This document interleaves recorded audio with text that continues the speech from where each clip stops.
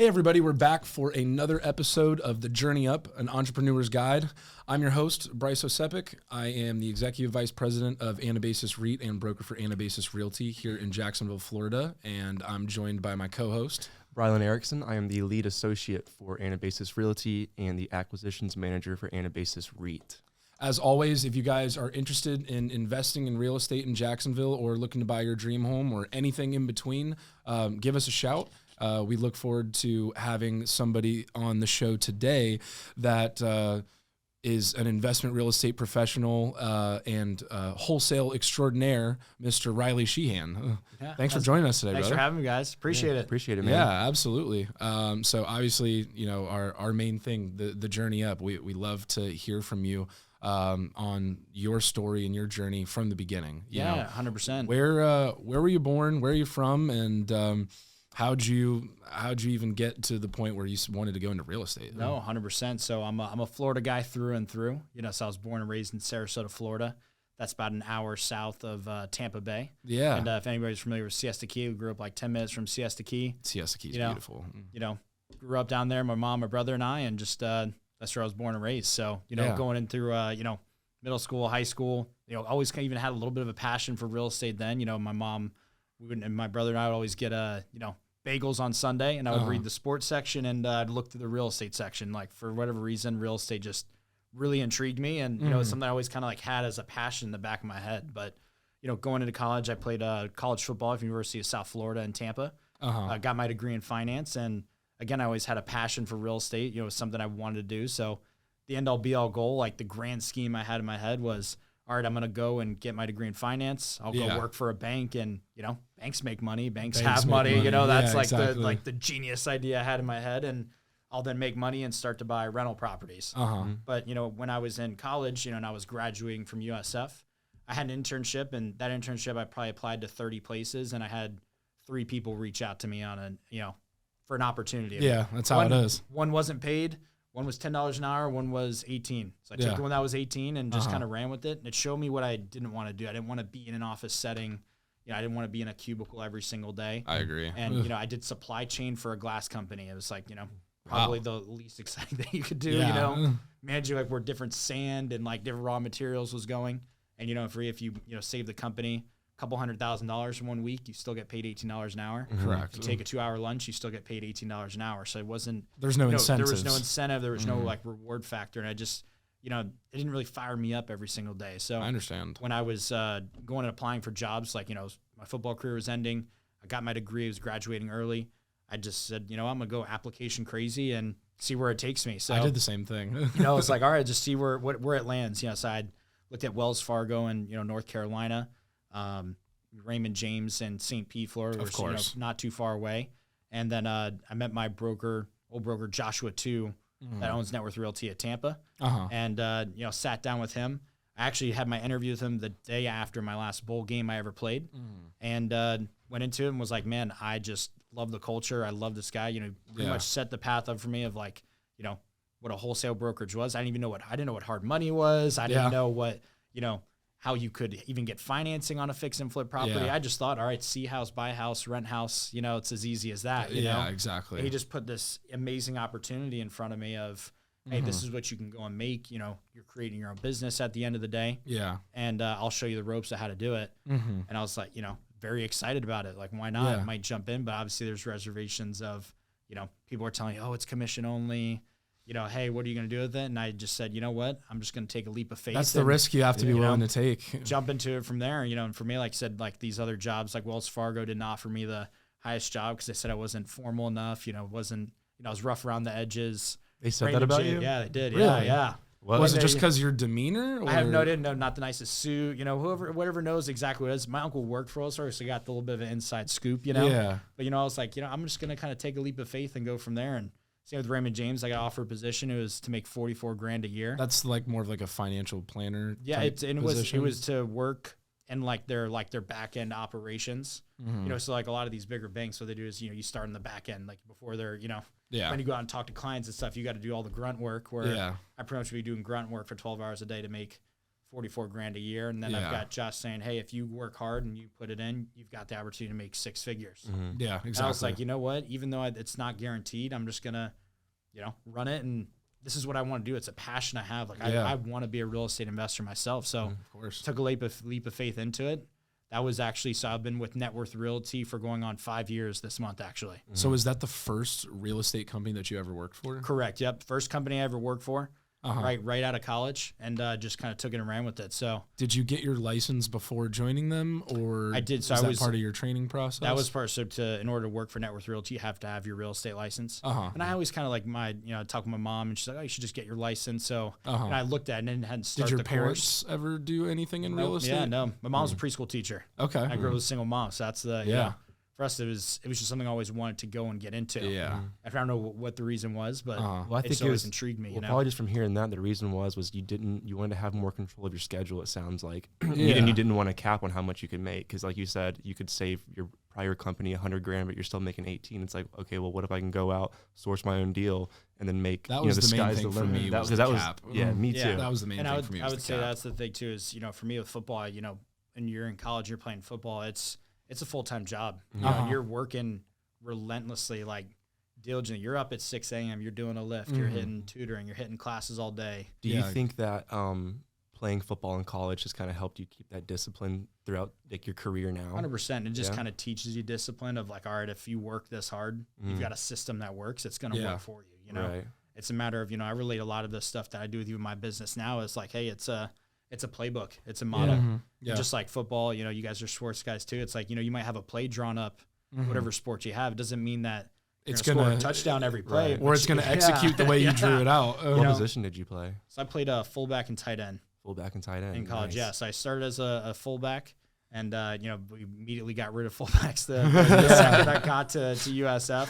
They pretty much did away with the position. New offensive coordinator came in, then playing tight end. Okay. Mostly did special teams when I was playing in college. Nice. Okay. Nice. And were you recruited out of college? I was actually. Or recruited out of high school, sorry. I was. So I actually had originally signed and committed to JU. Jacksonville University when they had a football team here. You could look it up. There was a financial aid scandal that went down. There's a what? A financial aid scandal. So that's kind of where their program is no longer existing, is because some of this. So I had a full ride there. Was gonna pretty much get one of my official visit was like, this is where I want to be. I was gonna play defensive end, play right away. I was gonna say you look more like a defensive end. Yeah, 100%. That's that's what I love to do. And then all of a sudden, they're going to almost like there's a financial aid scandal where part of that, my scholarship was blended of other money, the whole night. Didn't really know if that staff was going to be there. And a coach that was helping me out with recruiting got hired as the recruiting coordinator for USF. Okay. And he played at my high school back in the 90s. He gets hired and he goes, Riley, I know what's going on. Come here and apply to USF. Come in as a preferred walk-on. Moved all my Bright Futures and stuff over to USF. So I had to apply on a piece of paper in March. Applied on a piece of paper because all the portals and stuff were closed for applying for college. Applied on a piece of paper, scanned it in. They filled it out 2 weeks later. Yep, you're admitted. And I showed up in June. Was that a big financial difference for you? Because I know you said you transferred Bright Futures, but you had a full ride at the other school. How did that affect you? For that, I was able to earn some scholarship as well too. So I came out of college debt free. Okay, which is awesome. Amazing. Yeah. So I always had to work a little bit to make a little bit ends meet. And have a little fun money when you're in college. Sorry to cut you off, but what was your part-time job? So I worked as a server for the most time, but I did everything from there was one time where the football team, a moving company, came and was like, all right, if any of these guys want to work during the summer. So there was one summer that we would just go to this warehouse in St. Pete and just move people's stuff. Yeah, and that was the worst job ever. But dude, I think you're definitely using physical labor. You do a hard workout for 2 hours and then you go and move other people's stuff for another 12 and do that every single day. Yeah, it's a lot. Yeah. But I bartended and served a little bit whenever I was younger. And I think that is the prerequisite for life, because it teaches you how to deal with people. Sales too. 100%. And I think if everyone did at least 2 or 3 months in a restaurant, we would all kind of be on the same page as a human society. That's why I started as a host. I worked for a place called the Old Salty Dog. Yeah. In Siesta Key, Florida. It's just kind of little touristy pub and grub kind of spot, seafood and grill, and just you're pretty much just like having fun, talking to people. People on vacation, but you also got the grumpy people on vacation. Exactly. You got spring breakers. You're dealing with every oddball in between, you know? But the people on vacation do tip better. They do. They do. Yeah. So I was always feeding into them. That's cool. So you're at school and stuff, and then take us back to the NetWorth stuff. You met him in Tampa? Yep. So I met Josh. Is in that Tampa. the main office for the company? They're nationwide, so right? we're nationwide, and so the beauty about NetWorth Realty is that anybody that owns the NetWorth Realty market start off at the very bottom as a sales associate. So my broker Josh started off as a sales associate in Dallas 15 years ago.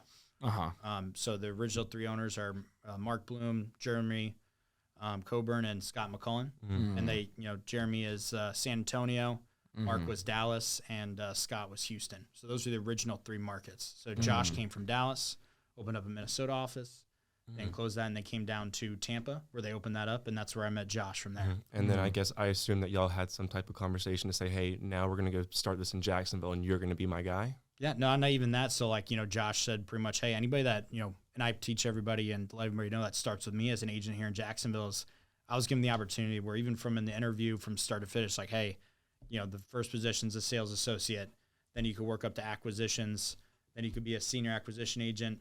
If you're a regional manager, it means you either manage that current office that we're in, or eventually if we had a satellite office, like say St. Augustine, and then the next would be general manager. So anybody that's a general manager can buy into the company of a population of 1 million metro or more.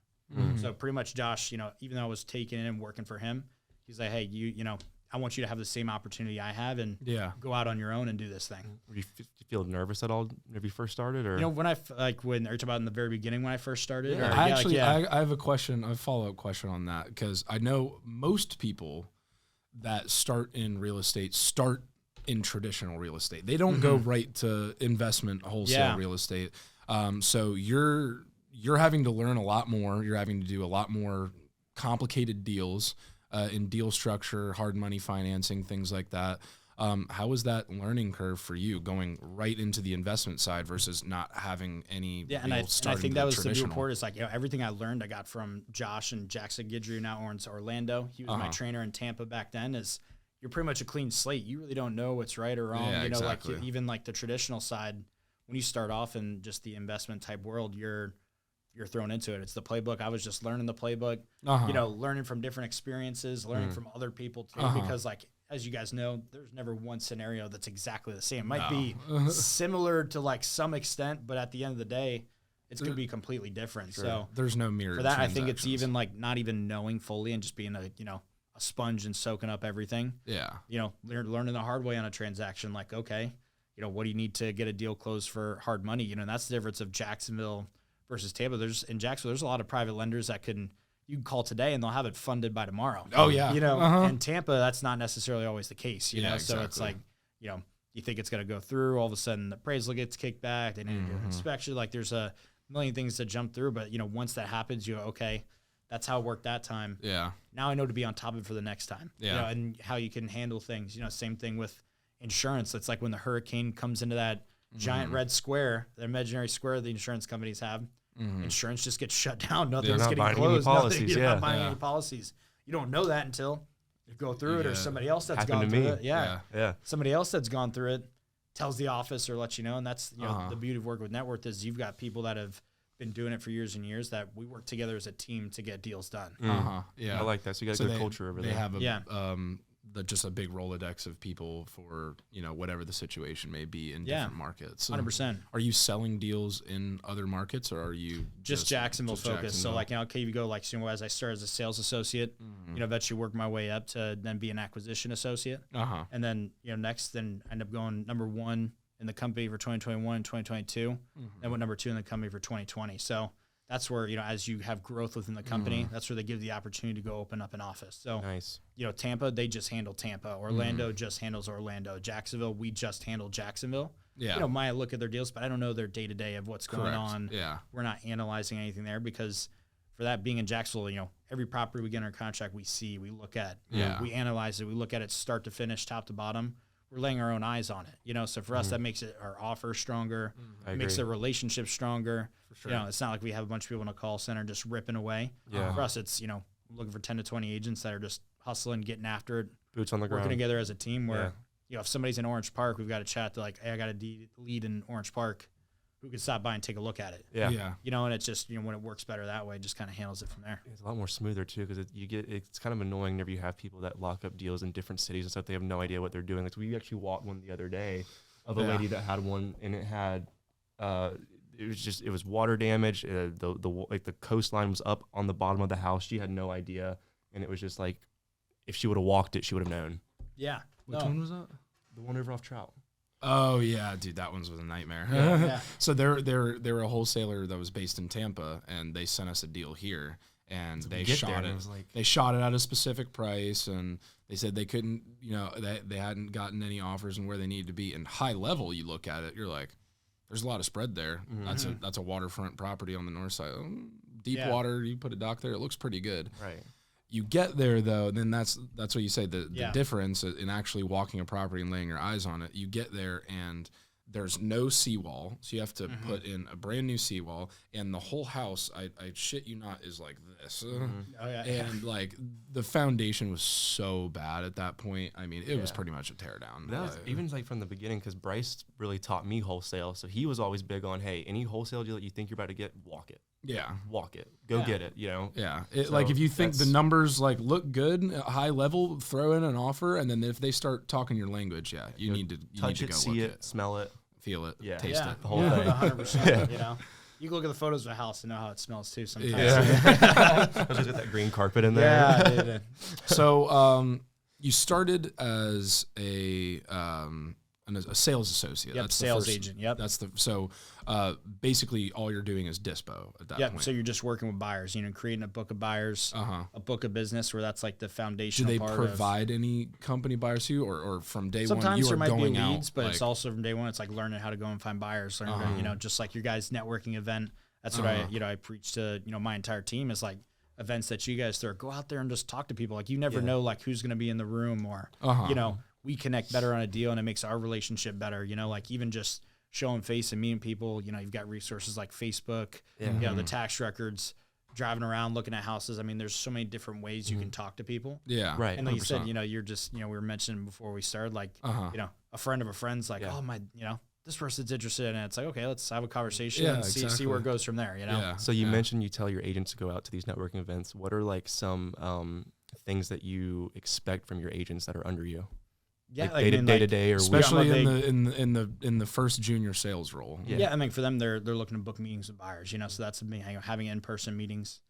Talking to people. Those are the biggest things that I expect. Because in the beginning, just like how I started, like I told you, I joined NetWorth Realty in Tampa. It's wholesale brokerage. Right. And I didn't know what a hard money loan was. I didn't know what wholesaling was. I didn't know what really how even the whole process worked. I really didn't fully understand it start to finish. Much like anybody's not going to fully get it. Right. There could even be real estate professionals that have been doing it on the retail side for 20 plus years and don't fully understand 100%. We see that all the time. How it works, And so that's like the thing is where I don't expect them to come in and be extremely talented, but, just having the hard work and dedication to bettering themselves every day. So what would be, if I were to come and work for you, what's my week one look like?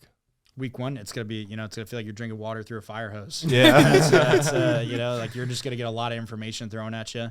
You're getting your MLS access set up. Right. Got a couple training videos for you, and you're really just riding around attached in the hips. Everybody that starts with me starts in like a 5-week, training. Yeah. And, they're attached to the hip to a senior agent in the office, pretty much just catching the ropes, seeing what's going on, shouting, having the conversations. They can, sell a house on day one. That's the beauty of it is they can meet one person. Yeah. We've had an associate in my office. His very first buyer meeting he ever had, he sold him a house. Wow. And I was like, hey man, don't get used to that. Yeah, don't get used to that. It's not going to be like that. Save that But, paycheck. that's the power of talking to people. Yeah. Creating relationships and going from there. For sure. Nice. Yeah. It's a relationship business. No, without a doubt. You have to. I think that's very interesting that you have more of a face-to-face buyer meeting type of, way that you structure with your younger guys. Cause I know a lot of other wholesale groups don't really do that. You know what I mean? They do social media blasts, they do email campaigns, text, things like that. I feel like there's not a whole lot of. We want to know where to market too. You know, like I said, I'm not gonna, for those that are in Jacksonville, I'm sure you got some listeners and viewers that aren't in, Jacksonville, but we're not going to market in Palatka if we don't have any buyers in Palatka. Same with like, you guys are up in Fernandina. Like we don't necessarily have a huge pool in Fernandina. Right. So it's like, all right, we're going to call, Bryce Brylen. You say, hey, we got a deal and let's see, what do you guys think of it? The whole nine, you want to know like who you're calling. Like if there's somebody that, you're sending deals to and they tell you they don't want, Moncrief, they don't want 0809. You're not going to pick up the phone and necessarily hound them to go out and take a look at that. Yeah, exactly. Still obviously send them everything, but you want to know exactly what they're looking for at the end of the day. For sure. Yeah, sure. That's very interesting. Yeah, no, if you do have anything in Fernandina, we definitely, can 100%. definitely get something done there for you. So how's your tracking system as far as, you're taking notes on every single buyer that comes in, like, hey, they like this, or this, and then whenever you and go it's back. each agent is building their business. That's where it's, everybody starts off in sales, and then you work to eventually get into acquisitions. So when you do acquisitions, with me, you do both. So you do sales and you do acquisitions. You do both sides of the business. So then it opens another door for you, essentially. Where you can find properties and you can also sell them. But, say we're all in the same, we all work for NetWorth. Bryce, you find a deal and you sell it. You'd get the sales side, you get the acquisition side. Yeah. But if I find it and I also sell it, you double dip it. I double dip it and you get both sides of the commission. Yeah, absolutely. So that's where it's like you want to work from building the foundational side, because even from the beginning of working with buyers, we don't want to just throw you into offering on houses, because you want to get the foundational pillars of the business down. You want to know what a contract looks like.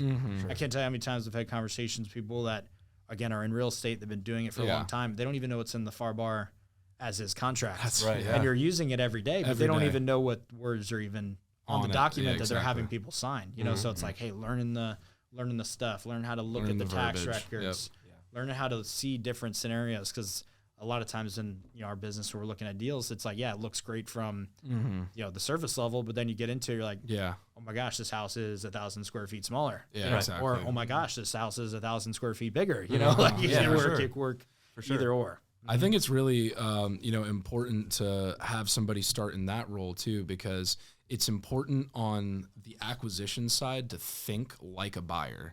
Because if you don't have the capability to think like a buyer, it makes you think about deals differently. It makes you underwrite them differently. So if from the get-go you're working with buyers and you're hearing the feedback from them, like, hey, like your ARV is a little too high here, or rehab's too low or too high here, I need to be here, and you're working with them, you can start to think like a buyer, so that whenever you get to that acquisition side, you have that precursory knowledge for whenever you're making offers. 100%. And it's cool too that y'all work as a team, so everyone kind of has their own opinion. So it's like, John might see this and then bring you awareness of something that like maybe you didn't think of, and then he brings it up and you're like, oh wait, you're right. And then like someone over here says the same thing or something different, and then it just kind of helps, because that's kind of how we operate as well, and it's made it. The cool thing too is, like I said, the reason I started NetWorth is the culture is amazing. The teamwork, that team atmosphere, the core values, and then too, I want to be a real estate investor myself. So that's like a lot of the journeys a lot of agents take, is that's something they're aspiring to be. Like my little brother, he just bought his first property. He's gonna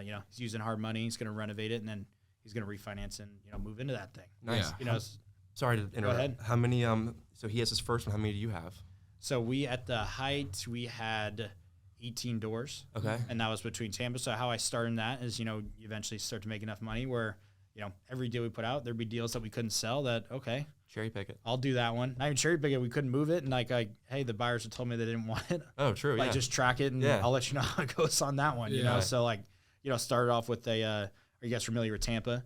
We also bought a townhouse, which is crazy. We couldn't sell this. It's 2 blocks off of Bayshore, not in a flood zone. And I bought it for $335,000. And everything that I buy, I wholesale to myself. So it's, for us, we found it for $325, wholesaled for me for $335. Did the hard money side, probably put about 45 into it. Nice. And, it's probably worth well over 600 now. So that's like 100%, the best one. Then, I have a business partner. We do a lot of Section 8 rentals in like West Tampa, around like where the Bucs Stadium is. Yeah. And then, here in Jacksonville, we started off with just one where we did a flip to see, exactly how the contracting side works. Because in Tampa, I had everything built up. You've got people that you can ask questions with, to tie back into the network events. I'm not going to know absolutely everything about everything when you see a house. If you see a house and there's drywall cut up 5 feet up every single wall and it's completely demoed out, I don't necessarily know off the blink of my eye of like, all right, how much drywall is that exactly going to need? Yeah, exactly. Or, hey, if I rip that panel off, it looks new somewhat. But, hey, it could be aluminum. I can't necessarily tell. Or, hey, is there a little bit of traces of cloth? Where you could pick up the phone and call somebody, snap a few pictures and go, okay, yeah, that's that's what this is. This is what's really and going it's on. really it's gonna cost this much to do it, or hey, it's actually not as bad as you're thinking. It's gonna be this. You know, and we didn't have that here in Jacksonville when we first opened. So Claire and I did our house ourselves, found a good crew that we liked, and kind of just started ripping it from there. Yeah. Nice. You know, so now we're up to 13 doors in total. So you sold a few. We sold a few, yep. And there's a couple that we bought that we ended up deciding to flip as opposed to keep as a rental. You know, because for me, as you know, the flips are great. My wife Claire she's brilliant. She's amazing at doing the design side of things. Yeah. And so she stages everything. Does a phenomenal job. But you know, for me, the long term wealth is really in buying rental properties and holding on to an asset. What's been your biggest lesson while flipping property? Oh man, like you're gonna have a challenge. You know, I've dealt with anything from, you know, my first one I bought, you know, I was like, oh, well, there's 2 AC units. We'll just condense down to one. And GC calls out, the roof line's so thin. That's why there's 2 units. So it's like, okay, well, we're just going to replace 2 units in and I'll take it on the chin for that one. You know, so it's like, you know, things like that where it's like, okay, now I know for the next time that I see that kind of house, it goes from there, you know. That's how it is, though. You live and you learn, you make mistakes on it, and you know for the next time. Same thing, you know, we've even, like my partner called the city and said, hey, do we need to pull a permit for putting up siding over the garage door? And next thing you know, we got a stop work order on it, and we held that for a year and a half with hard money of having a stop work order on it because they deemed it as structural. For us, like, okay, now we know exactly what it's going to take if we're doing a kind of project like that. Yeah, what it's going to take start to finish. Right. Yeah, exactly. You know, and like I think speed is everything too. You know, like you're going to have your projects, or if you can get in, get out. That's the most beautiful thing. But you know, if you're buying and holding on to assets, like you might not necessarily have the money in your bank account right now. But whether it's, you know, refining down the road, you know, as long as it's cash flowing and it's making sense, it's a win. You're buying a hard asset. And the last time I checked, you know, here in Jacksonville, Florida, you know, God's not making any more land. You know, it's not. Did you refinance that one in off Bayshore? We did, yeah. So like that's like, because obviously it's worth way more now. Yeah, and we did. So we did so I just did a rate and term back then, and that was. It's hard, like, you know, for that one, I've like thought about, you know, paying some of these properties off, maybe getting like a, you know, line of credit on them to then go buy more. You know, but that one I probably can't ever pay off because, you know, it's at the lowest LLC rate out of all my properties. So it's like at 5.5% interest rate with an LLC type DSCR loan. I did that one when rates were extremely low. So for that one, it's like, man, the money's so cheap that you may as well if I was to refi, it wouldn't make sense anymore. You know, so for that one, it's like, cash flow is great now. You know, it rents out for $3,500 and, you know, payments. So you do long term, you don't do any short term, even though it's right there on Bayshore? We like, and that's the thing for me, it's more of a certainty thing. You know, for us, like NetWorth Realty is my day to day into it. And, you know, on the vacation management side, it's like, hey, you know, we've tried it before. It's a lot. And for me, it's more of a certainty type thing where, hey, I know it's coming in every month. It's happening. I don't have to necessarily worry about, you know, waking up in the middle of, you know, midnight to go fix a pipe, or like somebody ran out of towels, you know, like for me, you know, like that's stuff like that where, you know, I didn't really like, you know, vibe with or connect with like a, you know, vacation management company where I was like, okay, I'm going to be eventually leaving. I want this just to kind of be on the shelf and, you know, forget about it, you know? What, so you grew up in Tampa and you started investing in Tampa. What drew you to Jacksonville? Like what? Man, I love that question, man. You know, for me is, you know, when I was looking at different markets to open up, and when I first started with NetWorth, somebody had a claim on Jacksonville, and then things ended up changing with them, and they went a different route.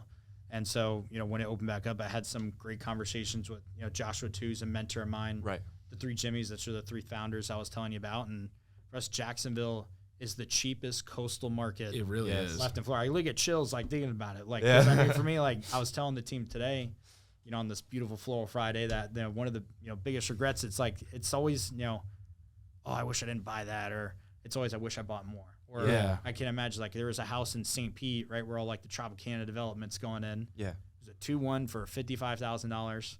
We offered 48, and somebody paid 55 for, like, a 2-1 block house. And that house, as is right now, is probably, like, 185, 195. Oh, easy, all day. You know, and that's years ago, and you look at Jacksonville where you can buy a 3, like, you know, we've got a deal on the board, it's a 3-1 block house for under $70,000. It's like you can't even build it for that anymore. You know? Like, construction materials are so expensive now. The fact that you can come here in Jacksonville, you can buy an asset from one door, not just, you know, a multifamily or anything. You can actually buy one door in Jacksonville, and it will cash flow as soon as you renovate it and put a tenant in. In Tampa, you can't necessarily buy just one door and it work like there. St. Pete and, you know, not in certain areas. The neighborhoods have thinned down extremely to where, that's if you're putting a big chunk of change down on the property, it'll cash flow. Yeah. If you're looking to, scale and, leverage it to where you're as little as possible into the deal, like using hard money to refining into, out of it, it's going to be hard to do that with just one door. Right. Yeah. No, I agree. What are some of your favorite like zip codes or areas of Jacksonville that you like to invest in? Oh man, I love 05, I love 08. I mean, I even love 09 too. I like 08 too. 08's a great zip code. I mean, there's even some pockets of like 06, the fact that like that whole little area of where like you can just get properties for the price that you can is amazing. Like 5-4 is phenomenal. And I even think too, like areas like the beaches. I mean, you tell me where you can go find like in a metro like Jacksonville, because you think of our metro of Jacksonville, it's pushing 2 million plus people. That we had a house that Claire and I are renovating right now. We're actually going to renovate and move into. It's a deal that we couldn't sell on the board, but it's off First Ave North out at the beaches. You could throw a rock to Taco Lou. You know how close it is. But Casey found it for $395, sold me for $409, and you're 10 blocks, exactly 10 blocks to the ocean. You're not going to be able to. You can buy a property not in the flood zone for under $500,000. That close to the ocean and an up and coming market. It's like there's even areas like the beaches where, as new construction develops, as commercial development develops. It's just going to continue to push and scale. Correct. As it goes from there. And that's why we love Jacksonville. As just same reasons you just said. You got that beach bowl development that's going in right there in Jack's Beach. You've got Pete's and that's got bought out by Surfer and they redeveloped all that. I think that there's a younger professional crowd and a new wave coming to Jacksonville. That I think is going to impact the market significantly, and hopefully, with the Shag Khan development and everything happening downtown, we can see a big revamping of the city and 100%. Values going up. You can buy something for $30,000, and then we could go drive down to Ponte Vedra Beach and go look at a $10 million house. Correct. Exactly. You've got the whole scale sector of like anybody that wants to start their real estate investing journey can do that. Sub $30,000 into a deal here in Jacksonville. Versus you go to other markets, the hard money payment might be like, we've got a deal on board for $65. The hard money payment on like an entry level deal in like Tampa or like like Colorado, California might be $65,000. Right, it's crazy. And that's just to get in to do the deal with financing. You could buy it outright here for $65,000. For $65,000. Yeah, exactly. You said that the First Ave house, that's where your primary is. Yep, and we're renovating it right now. And you're renovating right now. And then I know you said your brother just bought a house up in Mayport. What are your thoughts on Mayport? Because I believe that's kind of like going to be like the next little boom as far as like this little coastline we have here in Jacksonville. So for me too, like in, I look at it where, South Tampa is, if, MacDill Air Force Base, the first house I bought was right by, it's called South of Gandia. It's right by MacDill Air Force Base. So just like where the naval base is in Mayport. Got it, yeah. It's very similar, except to where, MacDill is south and you've got all the houses and it's like it's landlocked. It's the same thing with Mayport where the base is just here and now all you've got is just this little area where it's locked by water. You can't make any other more land that's there. So as that develops, that's where, I bought my house for $273. We probably put about 50 into it over the years. And then we ended up selling that for over $500,000. We came out here to Jacksonville. And like, even at the time I was like, man, we used to wholesale stuff down south of Gandy by the Air Force Base, like sub 200, maybe even sub 150 when we first started. And I'm buying this one for 273. I was like, man, I don't, I don't know. Maybe I'm doing. That was my first house I ever purchased. It was like, you know what? Let's do it. Had a cool, had just a square fiberglass pool in the backyard. It was like a landlord special. I mean, it was like terrazzo tile, laminate tile on top of it. Nice. So it's like, and those are things you're like, all right, you figure it out. But tying to Mayport, you've got, a military base. You've got that, foundation for it there where, just like South of Gandy, it's like families are going to go there. People are going to get stationed. Need to rent too. Yeah, so people need to rent. Even if your brother fixes it up and then lives in it for a few years and moves out, he's going to have a cash cow. Because there's always going to be tenants that need a spot right there. It'll make sense. It'll make sense. I like that play. I'm actually looking there myself, so if you have anything, let me know. We'll do. We're on the look, man. That's awesome. So back to the very beginning of net worth for you. I have a question, and it's one of my favorite questions because I think we all remember. What was your first deal? My first deal. So it's actually my buddy. Shout out Nick Saltzman. I know you're going to watch this, man. I know you're going to do it, but he's actually my first ever buyer, and I still talk to him. We still do business to this day. Nice. And it's a deal that we had on the board. It was in North Kenwood. And he actually used to drive like maritime ships, like, 100-yard cargo ship. And so he'd be a month off the boat, month on. And he was looking to get his real estate journey going as well, and told me he was looking for Kenwood. He came up, was like, Nick, I got the deal for you, man. And, we ended up doing the hard money financing through, our sister company called 212 Loans. So I remember going out, looking at the house, getting the down payment from him, doing the loan app at a McDonald's, lobby because the bank had closed, and just doing the first deal from there. Damn, your first deal, you put together hard money loan and everything? Cool. Yep. So we have a sister company called 212 Loans. Yeah, That it's makes in-house, It's right? in-house, so it makes it a whole lot easier. Just like, just like you got that nice Chevy outside, Chevy's got, you go into Chevy, they have their own financing. Yeah. It's the same thing with us. You can come in, and we also help finance the deal as well. Nice. Nice. Cool.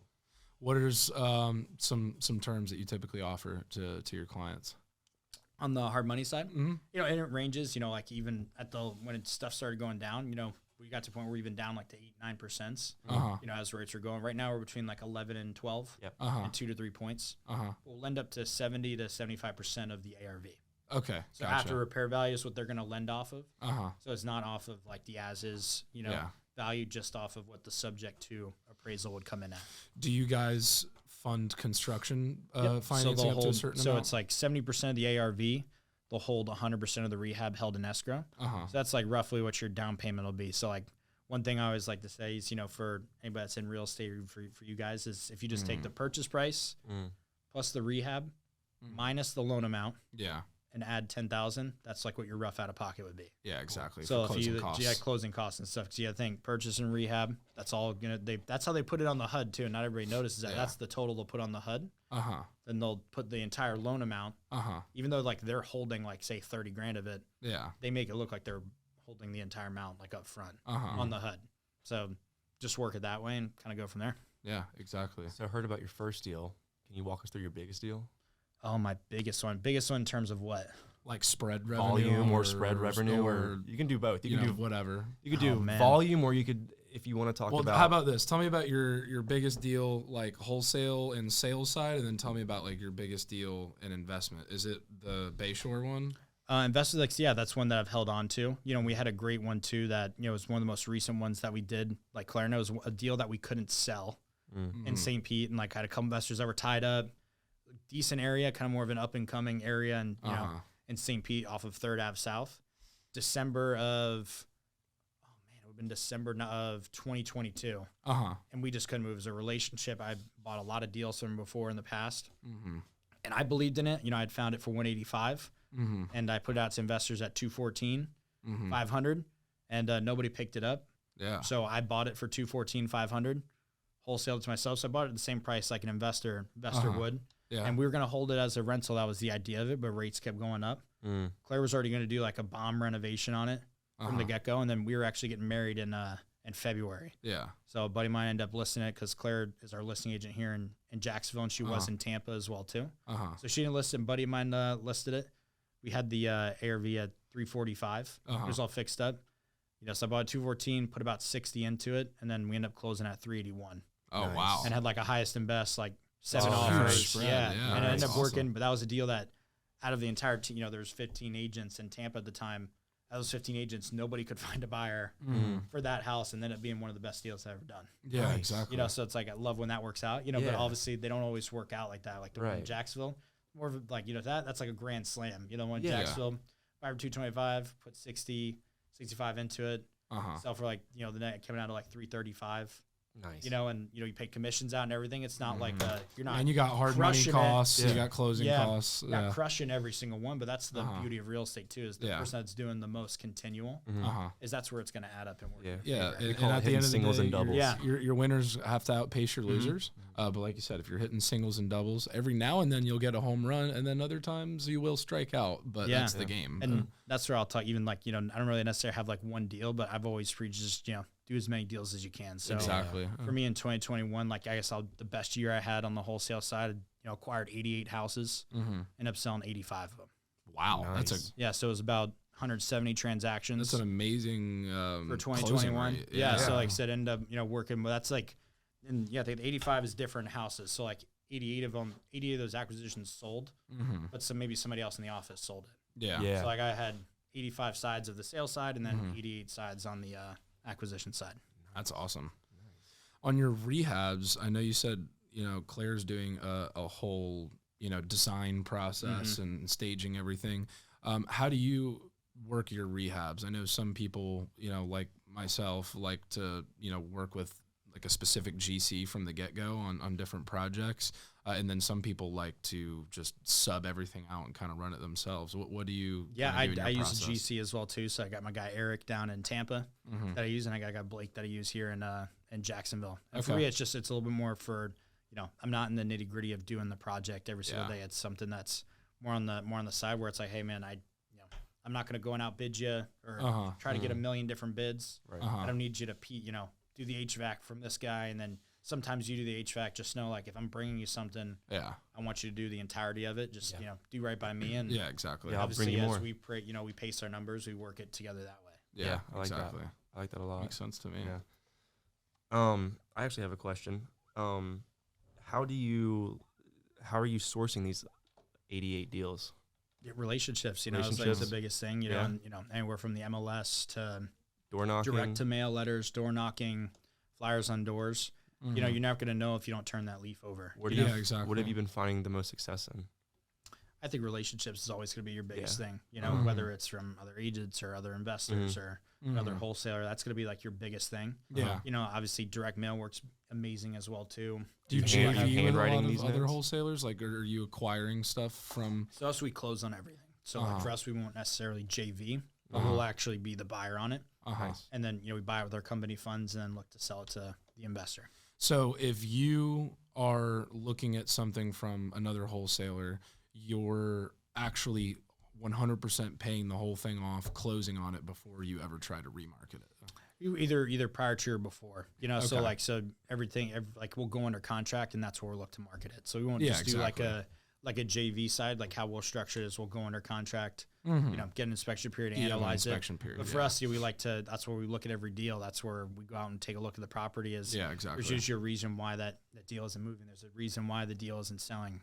For us, you want to put together a good product. And it's like if you go out to the house and they're telling us it's going to be a $50,000 in rehab. Like we had one where it's $50,000 rehab, but then Zach went out, looked at it, and the septic is literally spewing into the front yard. Yeah. Where it's like, okay, you shouldn't flush the toilet and it shoots out into the front lawn. Like that's that's going to be something higher that they didn't see when it comes down to it. So the number's got to be lower.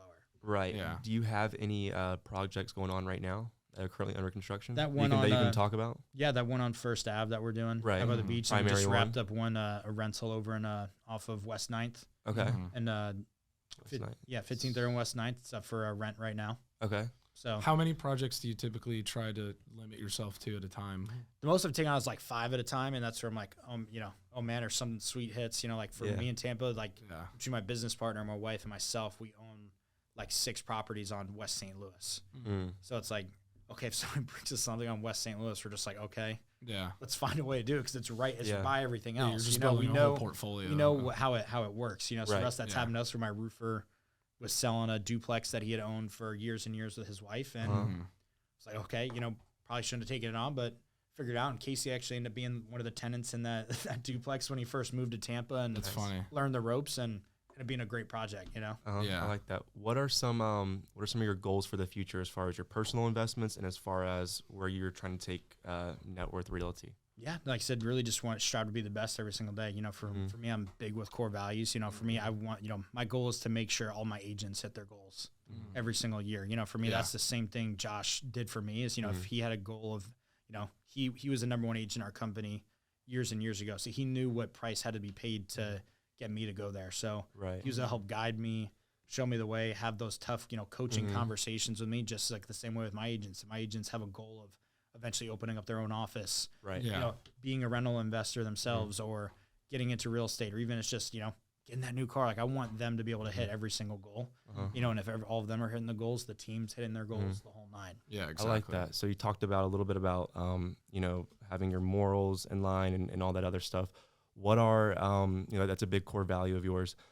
Side note, what is something that we should be talking about that we're not talking about? Just in general? Or? Yeah, in general. It doesn't have to be real estate. I think even just core values in business. You know, like that's the biggest thing is like, you know, and that's the beauty of Jacksonville. When you come out to a new market, you know, we talk about like, you know, was I ever nervous or scared? Really wasn't fully like nervous or scared by any means. Yeah. But like, you know, you go to like your first meetup and you're like, oh man, I went from being a guy where you guys can go out to, you know, out on the town, you guys could run into people that you've seen in the past. It was the same thing for me and Tampa. I lived there for 10 years, including college and, you know, the working world. And then you come out to a new city. It's like, all right, are they going to accept us? Are they going to let us sponsor these events? Like, how are they going to welcome us with open arms, or how's it going to go? And you walk into a room and it's like, man, they was just accepting from the beginning, you know? Nice. Love that's that. where it's like, you know, I'm a big believer in, you know, your alignment leads to your assignment in life. And I got that from another mentor of mine. His name's Keith Kraft. He's a pastor out in Frisco, Texas.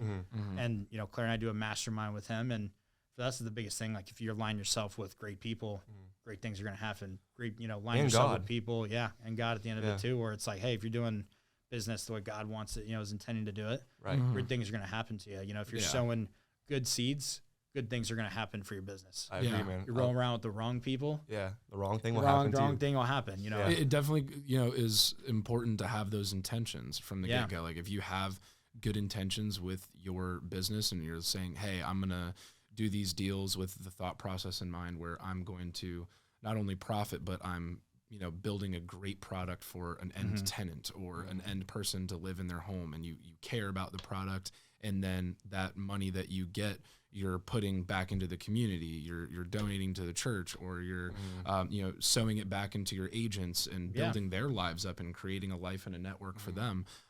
You know, that definitely, I think that comes back to you. So that's holding huge. everyone around you accountable for, you know, the same level that you hold yourself to. I agree. I like that a lot. Yeah. And when you got a whole team that's committed and they're, you know, they're pushing for that every single day, that's what makes a great team happen. And that's, you know, that's what it happened for us in Tampa. You know, we used to be a, you know, mid-tier office, and Josh, you know, really implemented the core values. You really implemented and pushed stuff going the right way, for where we were at 5 agents at one point in Tampa as an established office. We went down from 10 down to 5. And then, you know, that office is now at 20 plus, and they've got a satellite office. They were just the #1 office in, you know, the country for the last 3 years, NetWorth wise. What are you guys at right now for Jacksonville? So Jacksonville, we're like in the middle of the race. So we opened up in April 1st of last year.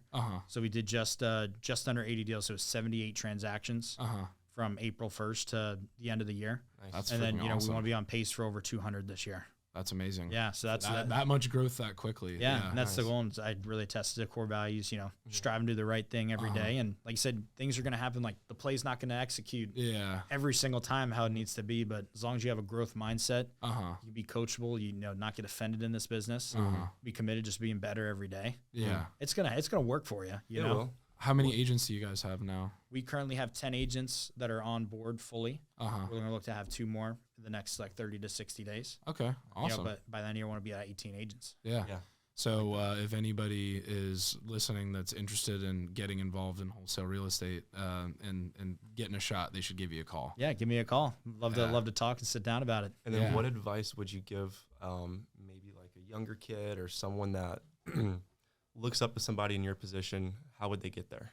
Yeah, I would say, 1, have fun every day. Like, you know, because like you said, you know, you guys are wheeling and dealing. You guys are having massive succe. You know, you guys started 2 years ago, and look what you're at now with where you guys have been. And appreciate that, man. You look back at your guys' journey. I mean, we were just, before we even started the pod and recording, I mean, like, you guys were, you know, it's like we're chopping up war stories. You're back like, man, look, we did that deal. I went back when we only had 1 deal on the board, and look what we're doing now. Like, you know, have fun with that. Like, realize every moment is fun. Like, be grateful for every moment. For sure, having that gratitude for it, and going like, man, look where we came from to where we're at now. And I get to do this. You get to do this every day. It's not that you have to. You get to. So that's what I say is, you know, that ties into having fun. It's like, man, there are people out there digging ditches for $10 an hour when you can go and create, you know, have an opportunity to make thousands of dollars in one day. Yeah, exactly. And create a legacy where you sell that person a deal. They're adding that to their portfolio. That's their first live. That's their journey to getting to where they want their legacy and their family to go. And it's like, man, what a beautiful journey it is, you know? Oh, yeah, exactly. You can have fun, do it. So, you know, have fun every day and just, you know, run through adversity. Like, it's, you know, it's a brick wall, adversity is, but if you run through it full speed, you're going to bust right through it. You know? And you're going to be sharper on the other end of it. Exactly. Yeah. I love that a lot, man. 100%. So 2021, you said you had 88 acquisitions and then 85 sales, correct? Yep. And so we sold How Tampa are your that 23 year. numbers looking? That's what I want to know, because obviously 23 was kind of a dicey. So 23 we started year. as a brand new office. So that's where we did. So for us in Tampa, we did 302 deals. So I found 88 of them and I sold 85 of them. Yeah. In Jacksonville, we did 78 in total from like, April 1st was our first day. Like, we came in, I got married on February 25th. Yeah. Claire and I went on, for our 2-week, honeymoon. We went to Hawaii. It was the weirdest thing. You won't go from like being full on NetWorth Tampa to like 2 weeks of like, man, we don't have anything to do. Like Jacksonville hasn't started. So we had this 2-week break. We sold our house while we were in Hawaii. So we had a lease back. Did our one last move. We'd already had an apartment out here that we did like a small move prior to getting out here. Did one final move. The NetWorth Tampa office did a going away party for us. And we were here on St. Patrick's Day, March 17th. So we took 2 weeks to open up the office. Like I said, you come into an office where the walls are 9 different colors. You don't have desks. You don't have anything set up. We didn't even have MLS access yet. Doing them, we get all those things set up. April 1st was really our first day. We did 2 deals for that month. Went to 7 in May, back down to 2 in June, and then we've been like around like over 10 on average for the rest of the year. Okay. Yeah. So like in 78, that would be just over like 150 total transactions. How is your close rate versus Tampa?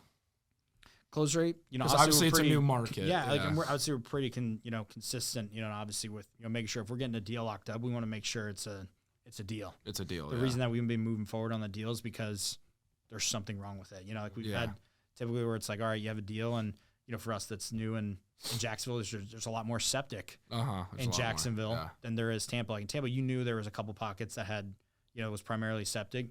I think Jacksonville's like, I think it's 60% septic. Yeah. Or it's like some crazy number like that. I'm not, a lot of wells. Don't quote me on that, but like, I mean, it's crazy. You go to Arlington, you're like, okay, that house is on city sewer and city water, but this one right here is on well and septic. How does that, how does that tie, or it hasn't been tied in yet? So it's just because these areas haven't really been gentrified yet the way that Tampa has. I really feel that over time that septics will be taken out. Like, for example, right off like Ribault Scenic in 08, they're redoing all those roads and taking the septic and putting all the new city, water and sewer lines in. So I think over time you'll see, the whole city of Jacksonville really start to turn over, which is why it's such a great time to invest here right now. No, because 100%. all the properties right now, I feel like are like consistently starting to turn over. Yeah. Like a lot of them are like 40s, 50s, 60s, 70s builds. That's what I see the most of anyways. And even early 1900s. And a lot of them haven't been touched in a long time. Yeah. So it's a good opportunity. No, without a doubt, man. Without a doubt. Are you looking to, continually expand your portfolio in Jacksonville? I assume most of it 100%, is in Tampa. And that's most of it's in Tampa. That's where, if we have a deal that we don't sell for the time being right now, we're putting everything out to investors. If something doesn't sell, then all right, we'll take it down and, add it to the portfolio. That's kind of where we've done it. We've sold a lot. So, if something doesn't sell, that's where we'll take it down and add it to the portfolio from there. Do you manage stuff yourself for your long-term leases? I have property managers that do all of that. And for me, it's more of just a, for me, I don't want to handle that on the day-to-day, so it's like for me, your time on the scale thing is like for me, the time with NetWorth and my agents is the most important thing to me, where it's like, if I can just add to the portfolio, yes, could I cash flow a little bit more? But for me, it's not, you're not going to get rich today off of rental. Oh, you're going to get rich 30 years from now off that rental, or 10, 15, 20 by holding that asset and letting it get paid off. Yeah, exactly. It's a long-term play. I think that's what a lot of people don't realize with the rent game is that, most of the time, especially at higher interest rates right now, if you're buying something, renovating and refinancing it after the higher interest rate, I mean, if you're even cash flowing, you're cash flowing a couple $100. It's nothing crazy.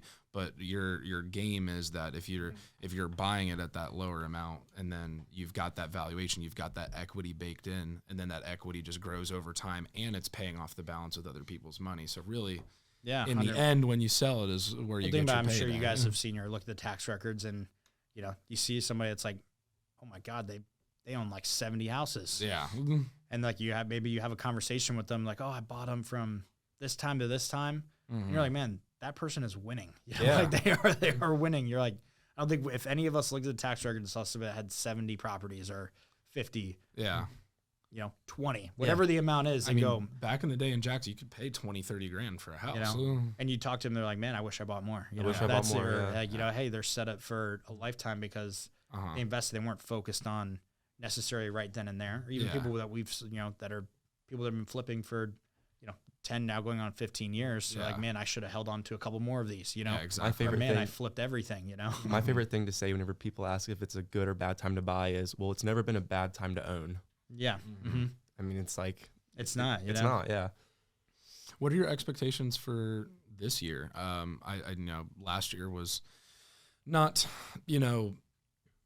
super slow, but it definitely was a dip in the market as far as real estate goes. Yeah, for us, for here in Jacksonville, it's the year growth. It's our first calendar year here. We actually haven't even been in Jacksonville for a year yet. So exactly. For us, it's going to be a huge growth year for us. We're just excited to be a part of it. So I see, as rates have dropped down, it's more of the commercial development pops, starts to continue to build. I mean, even where Claire and I are living right now, we're living like that Brooklyn Vista area part of town where they're putting up like the Whole Foods and all that. Yep. It's like, man, like the fact that like that wasn't even there 5 years ago. Yeah. Now you've got 4 apartment complexes.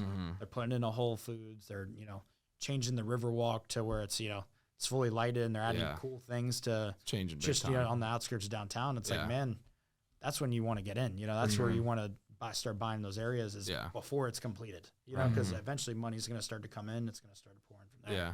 What about the market in general, not just Jacksonville, with, these couple rate drops supposedly coming from the Fed? Yeah. And like you'll see a frenzy, and that's what, everything's dictated off the rates. It's like obviously if the rates are lower, affordability's higher. But for us as, Florida, I think we're completely different than the rest of the U.S. because net inflow to Florida has been an all-time high over the last 3 years, and net outflow has been an all-time low. Yeah. For us, we're having more people come here, as, none of us could have expected COVID to happen. And, I was in the game when when I started, COVID was maybe a year and a half into it, where, if I would have told me that at 4:30 in the afternoon, there would be nobody driving on the Howard Franklin Bridge, or there'd be nobody on JTB, like there's just, that's just, it's unheard of to where now you've got places and jobs, even schools, colleges that are going, hey, you don't necessarily have to come in.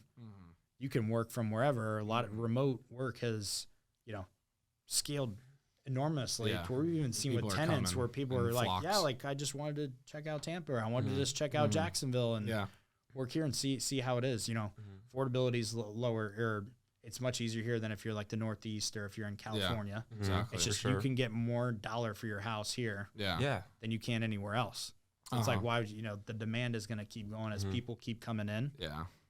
That's really going to rise affordability, from there. like you said, is tied to, interest rates and demand. And I think that there's really like a blame game that I see a lot from people that aren't really in the real estate investing game, kind of on the outside. Like you hear like people always say like, oh, it's flippers and investors' fault for how high, prices are on houses. And it's like, well, that's not really true. It's really because of the interest rates and because of the demand. Interest rates were never in history supposed to be that low in the 2s and 3s. Yeah. And also from 2008 recession and then the COVID recession, we're like 5 million homes short on new construction in the United States.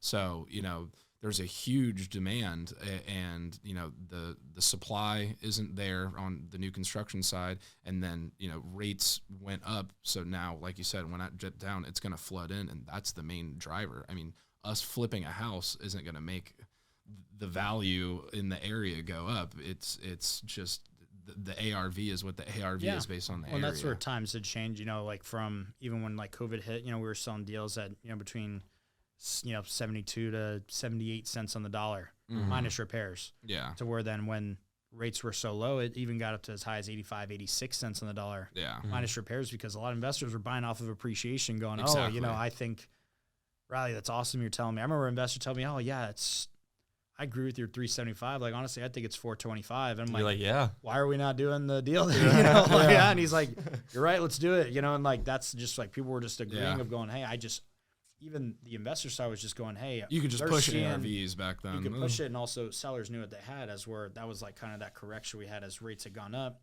Sellers still felt like they had This, the leverage. And buyers are weary. Buyers are coming down, and that's where that slowdown starts to happen as rates come and people start to buy again more. Yeah. That's where it's like, it's just a supply and demand game at Yeah, that no, point. exactly. And like we're never going to get back down to those low rates. I don't No, see of that. It's course just not. like my prediction, but also think if we all had the crystal ball, we would all be doing it. Exactly. We'd all have figured it out by now. Exactly. But we'll never know, and that's where again, like back to the adversity, the having fun. Like Yeah. it's going to change. We could, the Fed might not hike down rates. I know they're saying it's anticipatable. It's like, all right, well, what if it doesn't happen? What if it doesn't happen? All right, we're going to keep trucking along. We're going to figure it out. We're going to adjust or adapt and innovate from there. Same thing. If all right, rates go down, what's gonna happen? We're going to get more competitive on offers. We're going to have to go more aggressive. Like the market's just going to change and flow. It's just really going to differ where you're buying at. That's where you said it's like flippers are going to buy at where they have to buy. Exactly. They can't buy low when there's another 10 flippers competing with them to buy that house. Yeah. Exactly. Exactly. And that's where I feel like we've had a lot of success here. Is we sell everything at like at a fixed price. So it's like, hey, this is the price. If you like it, come on and buy it. If it's not, then all right, we'll see you on the next one. Yeah, Like there's just gonna be a buyer for every deal. I like that. I like that That's a lot. awesome. Well, you've given us a lot, and we're appreciative of all your insight and knowledge. Anybody that's listening out there, what how can they get in touch with you? How can they follow you? How can they stay in touch with your deal flow and work with so you? on and work with Yeah, you? let so me know. on Like and I so said, forth? anything real estate related, just feel free to reach out. Get my cell phone number. You want me to like list my cell phone off now? Yeah, Or what's your Instagram, so, Facebook, everything. How do they get in touch with you? 941-350-1513. Just also look us up on Google, NetWorth Realty of Jacksonville. We've got an Instagram page, NetWorth Realty of Jacksonville. My personal Instagram is Riley Sheehan 40. College number. Yeah. Never changed. And just look us up, Facebook, Instagram. Love to connect. Feel free to reach out. If you call me, I will answer. And if not, I'll just send the, hey, I'm on the other line. I'll call you right back. So like I said, feel free to call me anytime. And Awesome. I really appreciate you having me on, fellas. Yeah, man, of yeah. course. We got to do it again. Give without a us doubt. one little snippet before we close it out. They got how to get in touch with you. What advice would you leave with somebody that's looking to take their journey up in their entrepreneurship, whether it's in real estate or anything else? Look, you're never going to know unless you just jump in and find out. Yeah. And when you jump in and find out, I guarantee you're going to float. You're going to know how to swim. It might be hard at first, but just keep trucking along. Align yourself with the right people. Have good core values. Just strive to do business the right way, and it's going to work out. I So love just that. take that leap, Hey, well, you heard it like here it. first from Mr. Sheehan. If you guys are interested in getting in touch with Riley and NetWorth, definitely give him a buzz. Listen to his wise words. He's a young man that's on a fantastic journey to the moon, and I'm excited to watch his growth here in Jacksonville. And we'll catch you guys on the next one. Thanks so much.